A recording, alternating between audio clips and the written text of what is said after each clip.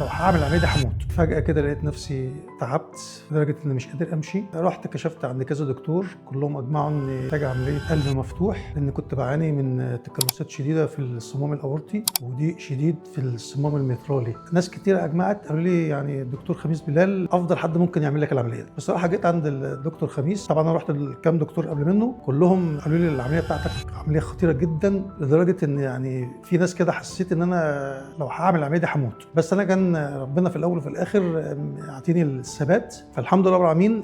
الشفاء جه عن طريق الدكتور خميس. مش عايز اقول لك انا شبه ما حسيتش باي حاجه. الرعب اللي الناس كانت بتبقى قلقانه منه، ما اكذبش عليك انا ما حسيتش باي حاجه من الحاجات دي، فضل اولا واخيرا لربنا ثم للدكتور خميس. بصراحه شخصيه محترمه جدا، واقسم بالله انا ما بجامله، مش بجامله. بقى لي حوالي سنه عامل العمليه، انا عاملها في شهر واحد. دكتور خميس كاتب لي علاجات، كشوفات دوريه معاه، كل الحاجات دي انا بلتزم بيها مع اول كل شهر بجيله. بعد العمليه الموضوع اختلف معايا خالص. الاشياء اللي كنت مثلا بحس بيها باقل مجهود بتعب منها، دلوقتي مفيش الكلام ده خالص. حته ان كنت امشي شويه وما اقدرش اكمل ما بقتش موجوده خالص.